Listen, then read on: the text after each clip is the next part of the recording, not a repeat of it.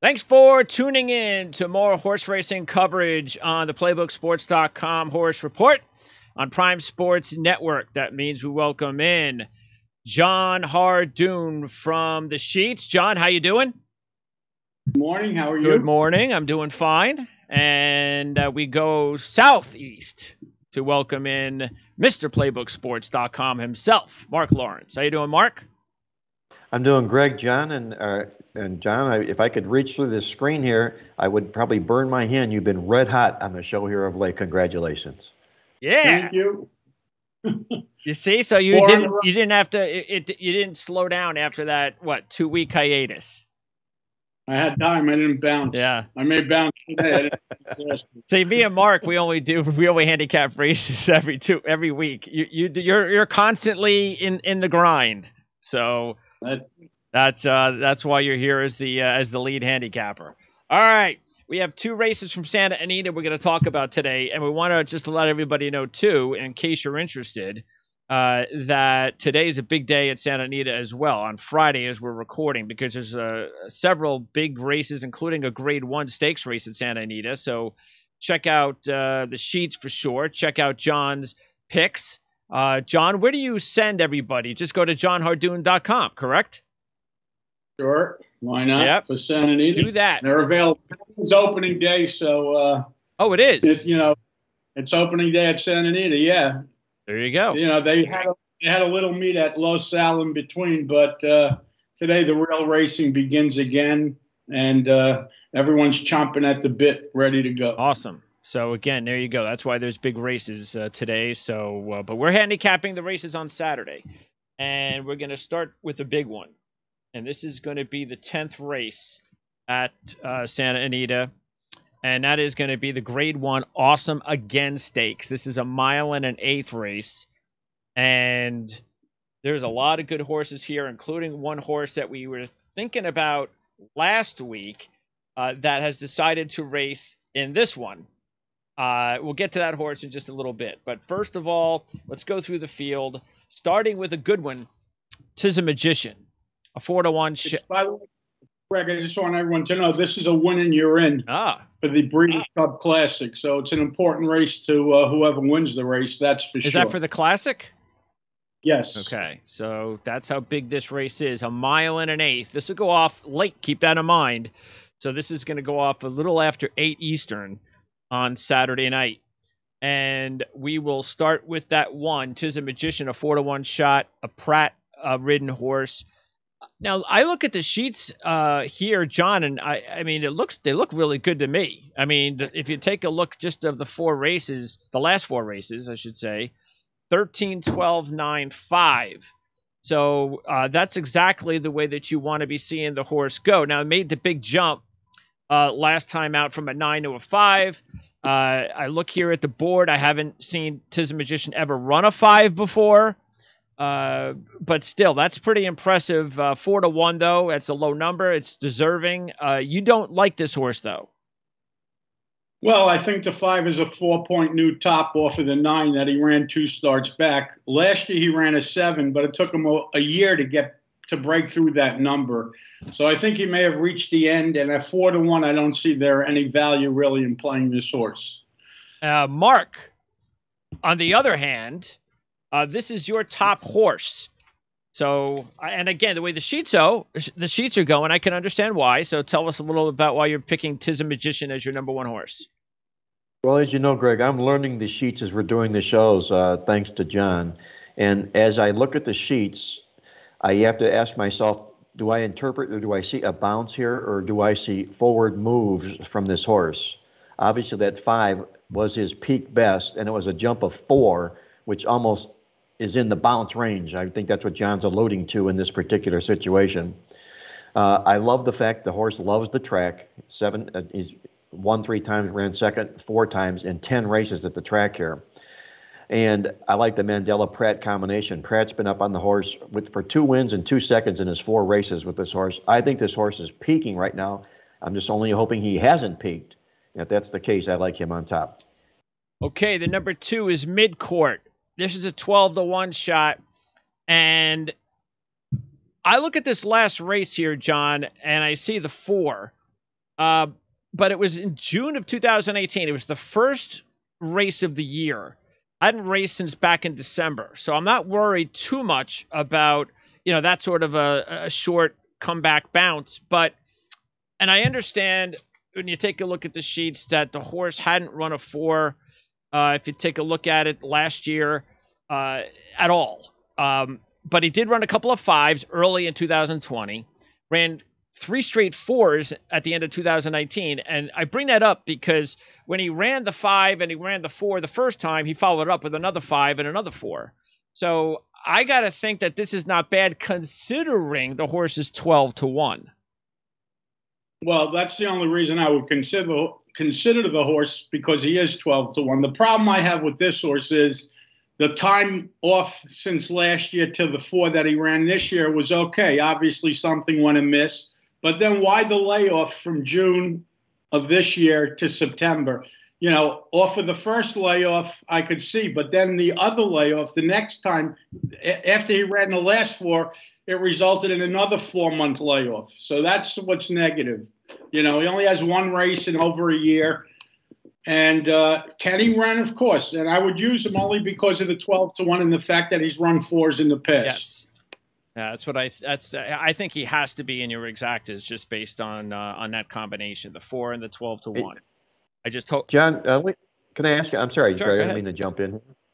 Why did this horse open up 12-1, John? I mean, with these big numbers, does the oddsmaker look into the possibility of the horse not being right or being laid up so long?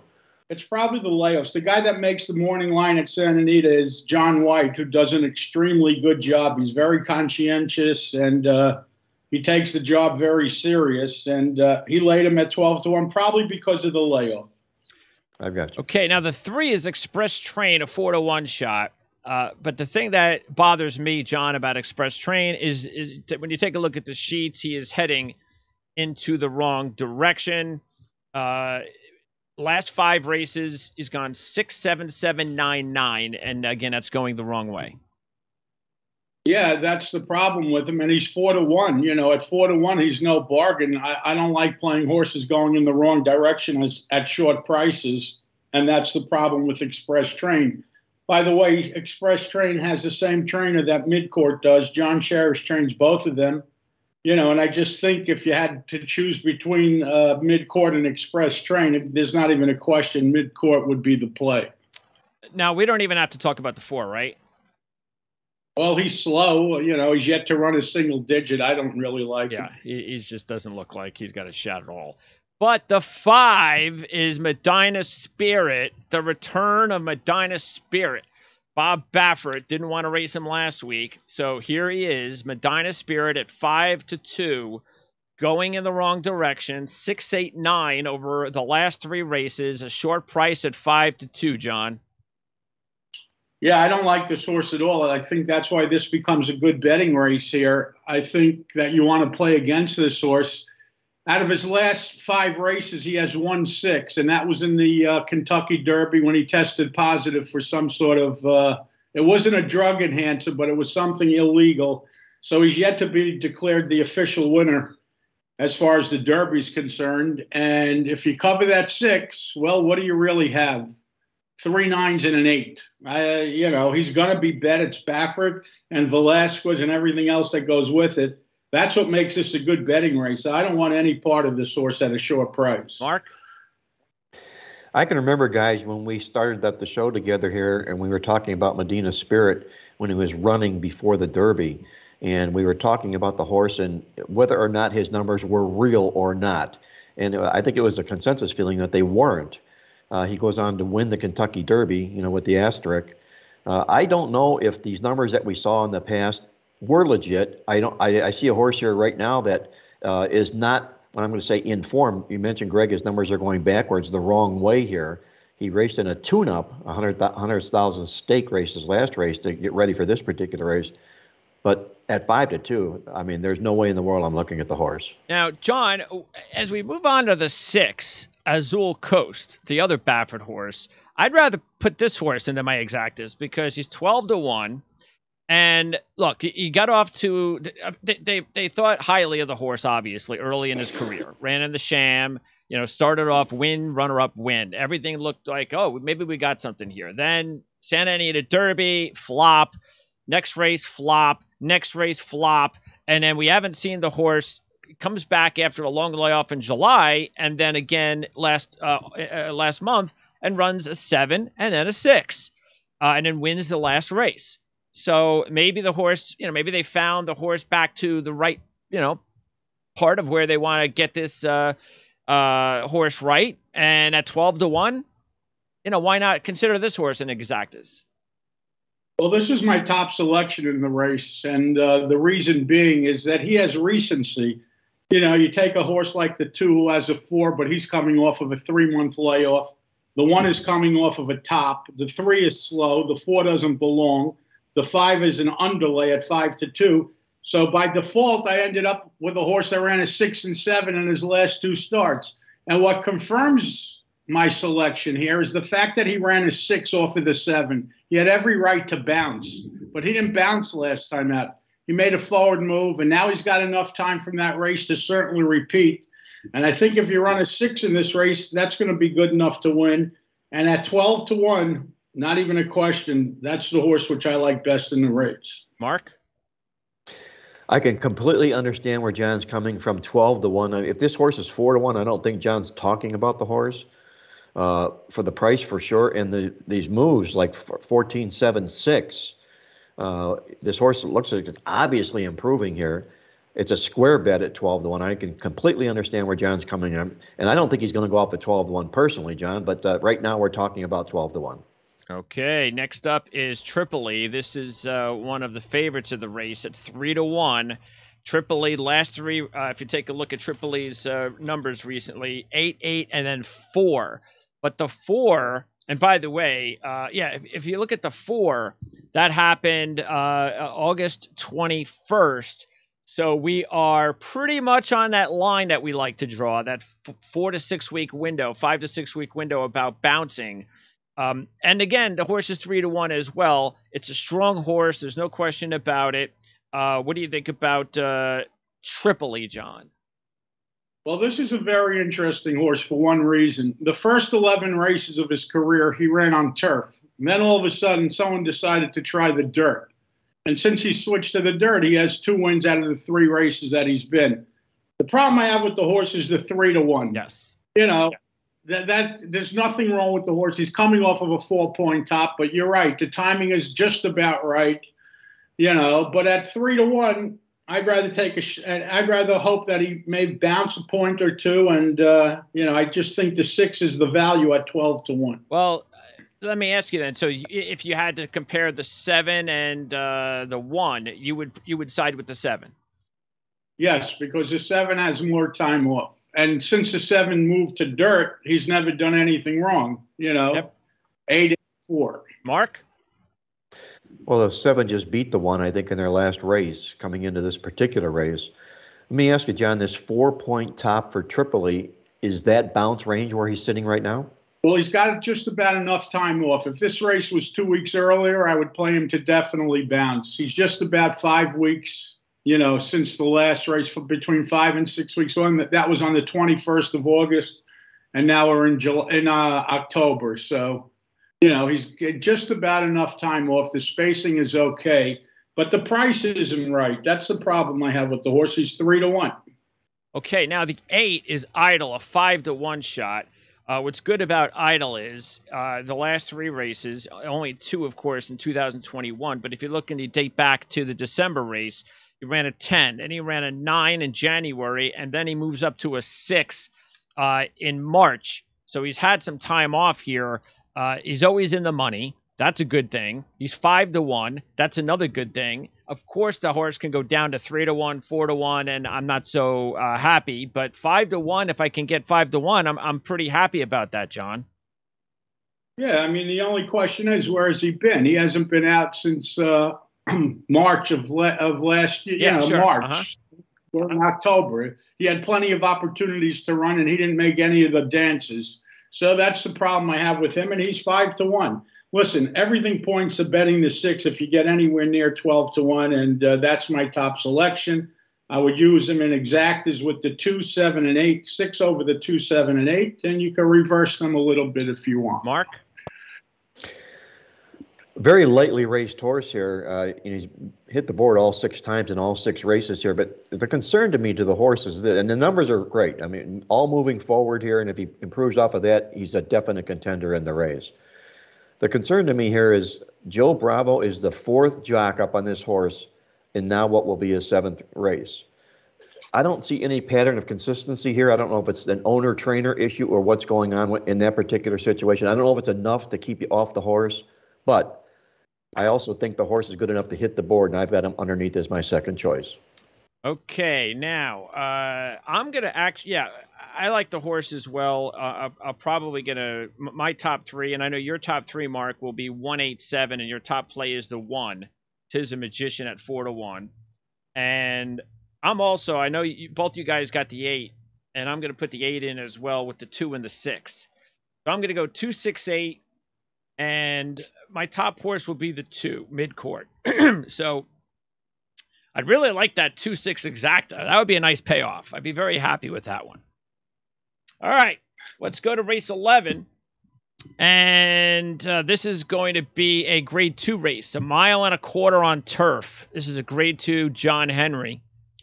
And right off the bat, by the way, this will go off about 8:45. Right off the bat, this is a horse I like here, award winner.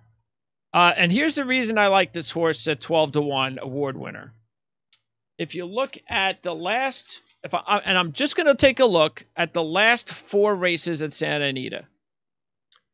13, 12, 11, 8. So I like the direction he's going at Santa Anita. I know the last 2 races were 9th and 5th. Maybe he doesn't like Del Mar. So I'm going to take the chance at 12-1 that the horse is a Santa Anita horse. Second, first, 13, 12, 11, 8. I'm getting 12-1, and this is going to be one of my top plays, John. Well, I can't knock it. The only problem I have is off that 8 that he ran 3 starts back. He certainly has had enough time to run it, and he hasn't. I mean, the race 2 starts back was a paceless race, so he had an excuse in that race. But the last race probably should have been better. But listen, he's 12-1, and as we go through this field, you're going to see that most of the field runs between an 8 and an 11. Yeah. So whatever you do in this race, whoever you decide to play, you should avoid betting the favorites. Because in my opinion, the favorites in this race are no better than a lot of horses that are listed at long prices. Yeah, this is a good wagering race, which is why we decided to do it. We were thinking about one of the other races, but it was a shorter field. And there were some really good horses in that race. I forget the name of that race, but it's one of the top races on the card. But it's only like 6 horses in the field. This is a better wagering race. You were thinking the Santa Anita Spring Championship, the 8th race, and you're right. But again, this race, you have 13 betting interests and a wide open betting event. Camino del Paraiso is a 15-1 shot. Now, he did run a 6 4 starts ago. I believe that was, 4 starts ago. But since then, a couple of 9s. What do you think about this horse? 0 for 6 as far as wins at Santa Anita.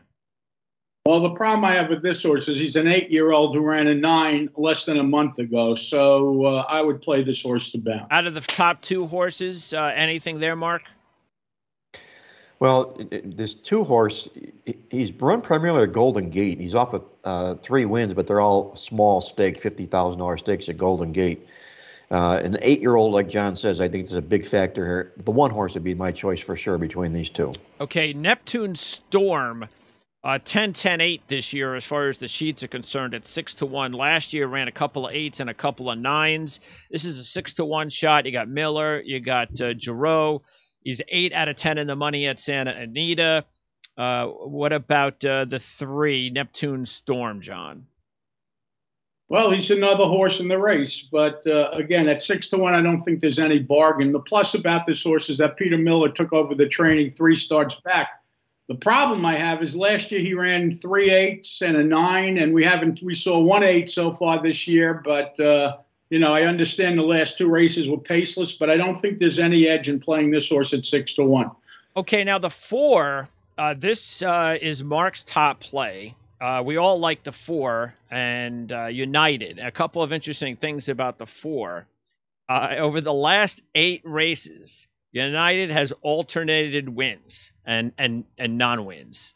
First, second, first, eighth, first, fourth, first, fourth, which means maybe a first is coming if he continues that trend. He's run 3 straight 9s heading into this race, which is nothing special, which is exactly what you said at the start, John, that even a horse that is considered the best horse in the field is running 9s heading into this race. Now, he does have a couple of 6s over his career. First race of the year, one of the races last year. But United, tell us about this horse, John. Well, he's certainly a model of consistency. He never really runs a bad race. He had 112 in the last 2 years, and every other race is a 9 or better. But he's now 6 years old, and the biggest problem I have with him is that he's going to be the favorite. And he may, he may not be quite as good as he used to be. He hasn't run that 6 in a while. And for that reason, I don't think there's value. However, if you're keying someone long, you certainly would want to include this horse only because of his consistency. He never runs a bad race. Mark, this is your top horse. This is my top horse, and I hate biting the bullet for a $7 horse, but this horse he's the big boy in the race. He's won over $1.5 million in his career. You've got a Pratt Mandela combination, which is really nice. He's ran in nothing but graded stakes coming into this particular race here. 2 for 2 at the distance. He's the horse they got to beat. He's going to say, come and beat me, guys, and I think he is the horse to beat. Okay, now the 5 is Ready Soul, a 12-1 shot. Ready Soul, this is Velasquez on board, taking a look at his sheets. Nothing special. Matter of fact, the horse has never run a single-digit sheet. The best he's done are 2 10s in his last 3 races. So he is racing the best 3-race stretch of his career, but that's not saying a whole lot. He's just another horse in the field, John. Yeah, well, but the 3 good races that he ran were all fulfilled the motto. The thing about this horse, if you're looking to make a case for him, is that he's been gelded since his last start. And horses that are gelded usually improve. And he's 12-1. I could see people making a case for him, but I like other horses. And the 6 is Acclimate, a 9-2 shot. So this horse, just taking a look at the sheets here, he does have a 7. That's the first race of the year. Had a 7, a couple of 7s a couple of years ago. Only raced once in 2020, so I'm not sure what happened there, but he's raced a bunch of times in 2021. What do you think about the 6, John? Well, he's a 7-year-old, and he's not getting better. So, and the biggest problem is he's 9-2. I don't want this horse at 9-2. The 7 is Masterpiece at 5-1. You like this horse, Mark. Masterpiece, if you take a look at the sheets there, out of the 5 races that we have sheets on them, 4 of them are either 8s or 9s. Yeah, this horse came up from South America a year ago, and his numbers are consistent. 2 races back, he threw up the 13. I think we can throw that race out. If we do, this horse figures into this race here. He's got bullet works in 2 of his last 3. He also, if you look at this horse here, on turf, 8 out of 14 in the money on turf for this horse. I like him as my horse underneath. I got him running second in this race. John, the only thing I noticed with this horse is you go from Chad Brown to McCarthy, but in the first race with McCarthy, finished second, ran an 8. Yeah, I agree with you. I mean, the horse is okay. He has a chance, and I don't like the trainer change, but McCarthy did get an 8 out of the horse, so I can't knock that. Yeah, he's fine. Yeah. I would use him underneath the horse that I'm king. Okay, next up is the 8, Count of Amazonia, and this is a 12-1 shot. Looking at the sheets here, nothing special. 3 straight 10s coming into the race, John. No, I don't like this horse. I think he's too slow. Yeah, and I don't really see nothing else with the 8 either. Media Blitz and the 9 Media Blitz. No, I agree. All right, let's go go with Red King. Red King has a 10 and a 9 this year. The 10 was on a dirt track, I believe, right? The 9, meanwhile, that was on turf. What about Red King? 15-1. It's a big number. He's got 5 wins out of 15 at Santa Anita. Yeah, but 2 of his last 3 races on the grass with 13s. He's now a 7-year-old. He may have lost his step. Mark, Red King, or any of those other the other 2 horses we just passed by? No Red King for me. John mentions a 7-year-old here. You've got the Amato and Bravo for the first time in this horse, but I just don't see any numbers here, and I don't know why he would be considered a contender. 11 is Cupid's Claw, and Cupid's Claws did run a 5 to start the year. That was on synthetic. Ran an 8 on dirt. Ran a 10 on turf and dirt. So he's been all over the place. 6 last year on dirt. So what about Cupid's Claws? Kind of hard. You know, it's an interesting look up with all the different tracks and surfaces he's been on. He hasn't won since last September, though. But he's 12-1 with Peter Miller and Mike Smith. I love this horse. It's first time for Peter Miller. That's a big barn switch and a big upgrade. The thing about this horse is this race is 1.25 miles, and you see the 6 last year, even though it was on dirt, that was a marathon distance. The 8 that he ran 3 races back was a marathon distance. Tomorrow is a marathon distance. His turf and dirt races are in line with each other. And I think that he's going to run the best race he's ever run on the turf tomorrow. You know, Peter Miller is a big upgrade from the trainer that had him, and the 12-1 is great. You know, I'm not a big fan of Mike Smith because I think most of his horses get overbet, and I think he's not the same rider he used to be. But that being said, I'm getting 12-1 on a horse that I like off the barn switch, and on a horse that I know could go the distance. So for that reason, this is strictly a value play and an angle play because of the trainer change. And I think this horse is sitting on a big race. And at 12-1, there's no question about it. I'm using this horse. Mark? Kudos to John. I mean, he's riding this terrific win streak as we're talking about coming in here, and is using a pair of double-digit horses. I love that. I mean, absolutely playing the value, and in this particular race here, he sees it and senses it. I didn't read all into what John did, and I think what he did was masterful. Mike Smith with Miller, they've only raced twice together, and they've hit the board, ran second and third. So, John, I'm following you on this one, buddy. That's a big, big price, 12-1. Oh. It certainly is. All right. The 12 is Friars Road, a 15-1 shot, coming off an 8. Now, what's interesting about Friars Road is that he's got 1 race on turf. It was the last race, and he ran an 8, which is really good for the horse. So they should have raced him on turf a long time ago. What about this horse at 15-1, John? Well, at 15-1, I'm certainly using this horse. I mean, he's 1-for-1 on the grass. That race was a marathon distance, which he's going tomorrow. You know, he's getting Rispoli, and what's best about him is he's 15-1. The only knock I could find is that he is coming off a Lasix, and sometimes horses don't react well to that. But the fact that he's 15-1, and the fact that he's 1-for-1 on the grass, and the fact that he ran the 8 in the marathon distance, there's no reason not to use him. Mark? I would think this horse kind of is up your alley, Greg. I'm not anticipating that or not, but as John mentions here, the 1 turf race was his last race with Rispoli. Coming back on turf, they may have found where this horse is best at, on the grass. For the price, you got to have him on your ticket. Okay, and then the final horse in the field, KP All Systems Go. Taking a look at the sheets there, he's very slow. Yeah, he doesn't belong. Okay, so John, you're going to go your top choice, and this one's Cupid's Claws. Correct. I'm using him in exactas with United, Masterpiece, and Friars Road. 11 with the 4, 7, and 12. And Mark, you also have the 4 and the 7 as your picks. Yes, I do. A little chalky in a race like this, but I think there's still, they're going to still be in the run and closer to the wire at the end of this particular race. Greg, I don't know. I didn't quite get who you like in this race. Well, that's because it was a long time ago. Award winner, okay. the number 1. That Okay, 12 to there we 1 go. shot. So, and I love everything again that John's also, I'm definitely with that, with the 12 to 1 horse. I'm going to be putting in the 7, the 11, the 12, and the exactas, try to make a lot of money. I also like the 3 as well.